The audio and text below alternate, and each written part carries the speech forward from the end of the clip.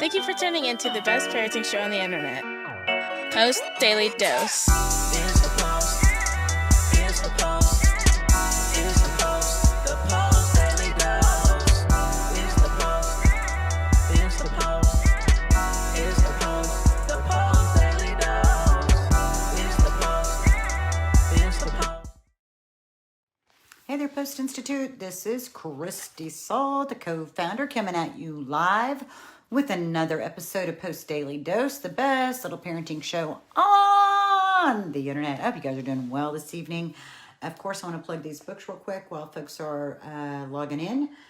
This book right here, From Fear to Love. This is such an incredible book. We also have a book study that will be starting April 7th. I just loaded it up on our website, and I put something up on our Facebook page, and I'll be sending out emails soon. So those spaces are limited. We limit the groups to 10 attendees. We keep it really small so we can really get to know one another and really pour into one another and walk things out together. So anyway, you can get this book though at feartolovebook.com as a promotion, $7.95. We also have it on our website and Amazon, but the cheapest place is the promotion page. We have this book right here, The Great Behavior Breakdown, and also our incredible workbook that I should have in my hot little hands in print by the end of the month, I've been told. So I'm hoping that all works out. So my topic tonight, negotiation and negative feedback loops. This is coming from some recent coaching I've been doing, and then I started thinking about a few situations and a few families and a few dynamics that I was like, you know what?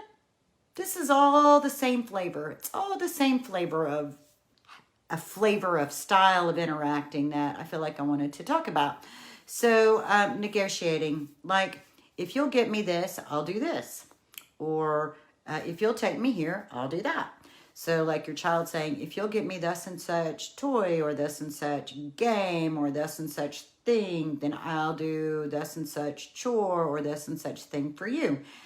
It can also go in a negative, like if you ground me, I'm going to run away. If you do this, I'm going to do that. So it's all this sort of reactionary kind of tit for tat way of relating. And then I started thinking about how that's really something very dominant out there in the world, right? If you come to work, you will get paid, right? If you do your chore, then you get this reward.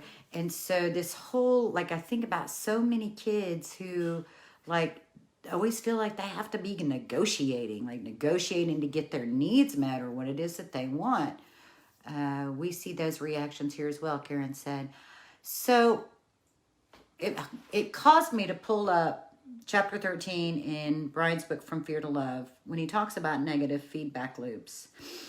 And it talks about negative feedback loops. Usually we're talking usually more kind of a behavior thing where there's an escalated behavior and then we escalate too, and then we have two escalated people. They're escalated in their emotion, but probably regressed. They're loud and scared and challenging one another, but all of it's coming from a very emotionally regressed place. And the first thing we have to do when we're in that dynamic is pause and take some deep breaths. Maybe we pause and we say, well, I'll think about that. Maybe like if it's if you do, I'll do. If you do, I'll do. The thing is that's not the dynamic you want to grow in your family.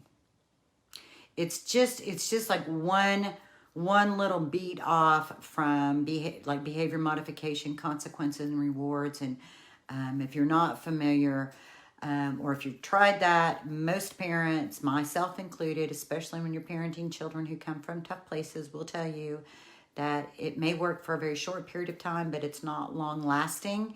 And oftentimes it doesn't even work at all. That the promise of the prize can create so much, that's the face, right? for your child. The internal excitement for kids, for all of us, there's just this fine line between fear and excitement. A lot of times when you're talking about a reward, kids get so amped up thinking about, like I'm thinking about especially like the classroom management, you know, where red light, yellow light, green light, and green, yellow, red, yellow, green, whatever. You know, as long as you're on a green all week, you're going to get to pick a prize out of the treasure chest. And for many of our kids, bam, now they're off daydreaming and they're picturing themselves like king of the world, getting prizes out of the treasure chest, and just the sheer excitement of the possibility. They can't contain that. They can't contain that energy. It's too stimulating in their body. And so the next thing they know, they're chatting or they're popping or they're fidgeting with something, because that additional stimulation is just more than what they can handle. So that's a big reason why consequences and rewards are just not really effective for our kids. Plus, it doesn't take but 1 or 2 times of not being able to get the reward, and especially when you're talking about kids from tough places who have experienced so much pain and rejection, they give up. They're like, I'm never going to earn the points. I'm never going to earn the points, so I might as well just not try. So it's not relationship focused. So that whole negotiation is just an older version of consequences and rewards and point charts. It's just a different version of the same thing. And the same with, you know, the threat of punishment, and then they come back with a threat of whatever. All of that stuff is taking us out of relationship and into some sort of bartering dynamic that I just don't feel like is very healthy or helpful. It's just not going to be helpful for the long term in parenting. So, you know, we just take some deep breaths. And if it's something that your child says they want, you just take some deep breaths and you just make the decision whether or not it's something you're willing to do or not willing to do. If you're not willing to do it, you just say, no, baby, I'm not going to do that. Or you might say, no, baby, I'm not going to do that. But if you want to do this, we could do that.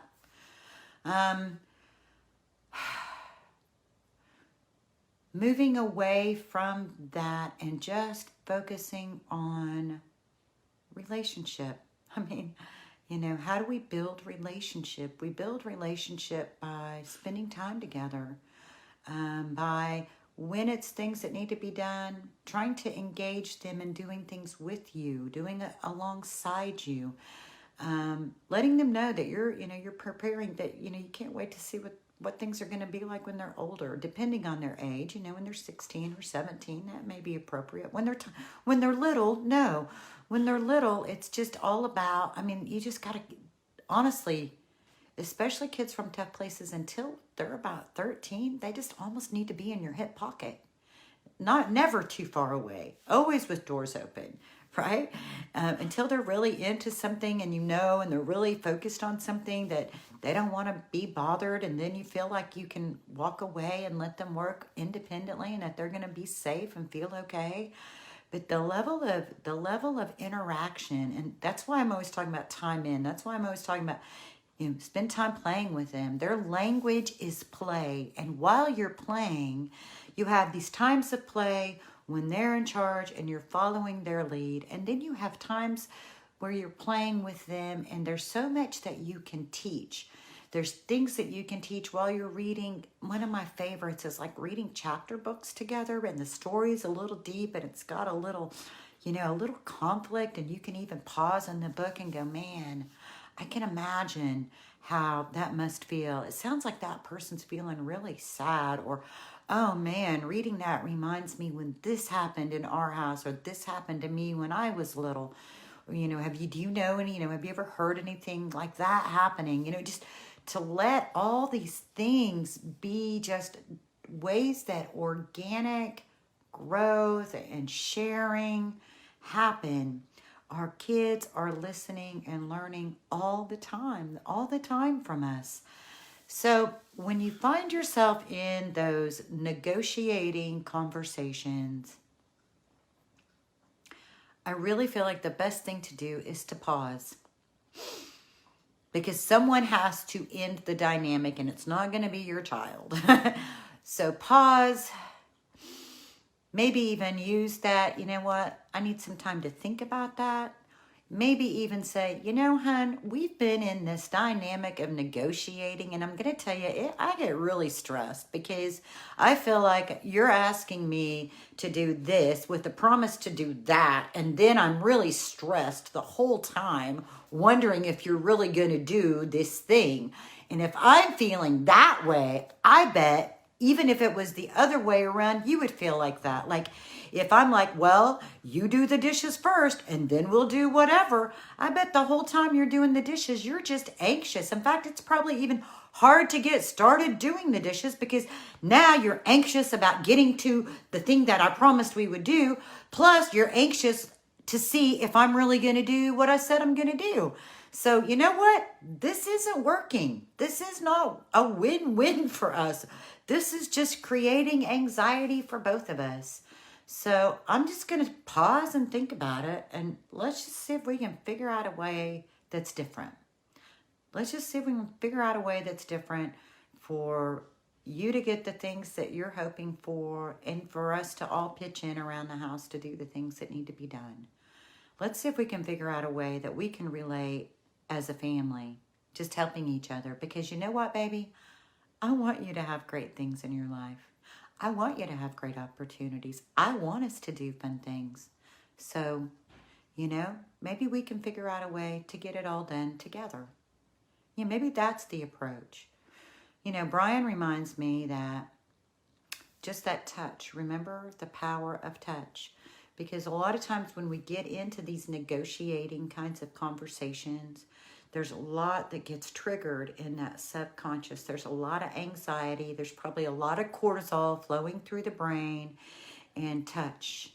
Touch is a great way, just a gentle touch on the shoulder, nothing threatening. You know, we're not trying to be threatening about this. Just that little touch can open up a pathway into state level memory. A pathway that may need to have a little injection of calm, and maybe just a touch on the shoulder that says, well, that all sounds really interesting, son or daughter. That all sounds really interesting, hon. So I'll take all that into consideration and I'll think about it. But I'd like for us to figure out a way for us to accomplish these wonderful things without it having to have all this negotiation like you're in a courtroom. Because, you know, I'm just your mom. I'm just your dad. So the challenge becomes for us to put on the brakes, gently put on the brakes, a tap on the brake, you know. We don't want to be throwing anybody through the windshield, right? So a tap on the brake and some deep breaths.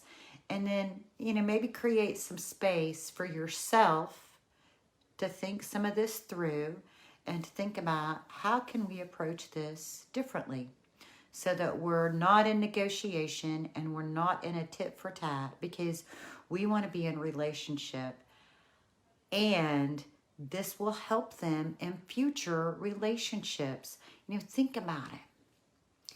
Think about how many people struggle in their intimate marriages because they feel like it's supposed to be like 50-50. Like there's no grace about how we accomplish the chores around the house. Yes, I am definitely one who thinks we should all pitch in. And then I also know that what that looks like is a much bigger picture than we split the chores equally down the list. You know, marriage isn't about we both do the same amount of chores every day.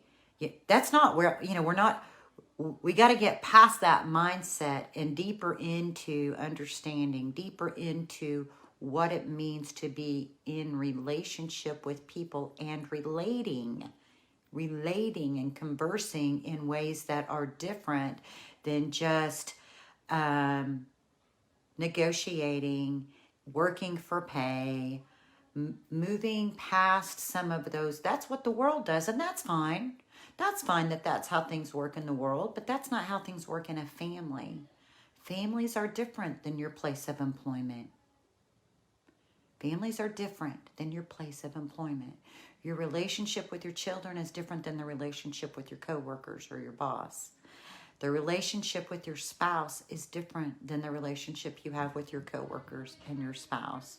Let's stop Let's stop that dynamic of the world and let's figure out how we can get into relationship right there in your family. So that's it for tonight. Thanks, guys, for hanging with me. Whatever you've been doing today, at some point, if you've not already done so, take a little time for yourself to chill out, get calm, and then go spend 30 minutes to an hour playing with your kids and let them be in charge. Let them pick what you play. Let them tell you how to dress up in the dress-up game. Let them paint the fingernails. Let them pick the board game. Let them pick the craft. Let them tell you how to build in Legos and see what you learn about your child. There's so much learning that can take place when we follow their lead. Karen says, thank you. We're celebrating the anniversary of my ice cream for supper. Yes. I love that celebration. Man, if you feel bold and you want to share a picture in the comments from this Post Daily Dose, I would just love it. Jennifer says, thank you. Ugh, 30 minutes after them in charge. Okay, I'll do it. Jennifer, give it a try. 30 minutes. 30 minutes, let them be in charge of the play and tell me how it goes. I think that the first 5 to 10 minutes will be a struggle because the key is putting aside the adult world. Putting aside the adult world and falling in love with what it's like to be a child. And I know for some of us, that's hard. Some of us didn't get a lot of playtime. Some of us don't have a lot of blueprints for playing. But it's about giving in. It's about just giving in to the moment of play. I look forward to, I'm serious. I really want to know how it goes. Much love to you guys. Remember, in any given moment, we can act out of those blueprints of stress and fear and overwhelm. But as Brian reminds us, in any given moment, we can take 1 to 2 to 3 deep breaths, and we can choose love. Debbie says she's going to try it tomorrow too. Okay, I want to figure out how we can get you guys to be able to share the camera with us, because I would love for us to get on and have conversation about what it's like, what you are finding when you sit down and let go of the adult world for a little bit and just play with your kids. So we're going to work on that. Much love to you guys. I'm probably going to be messaging you all to see if we can figure out how to do some live interaction. So we'll see you all tomorrow. Take care.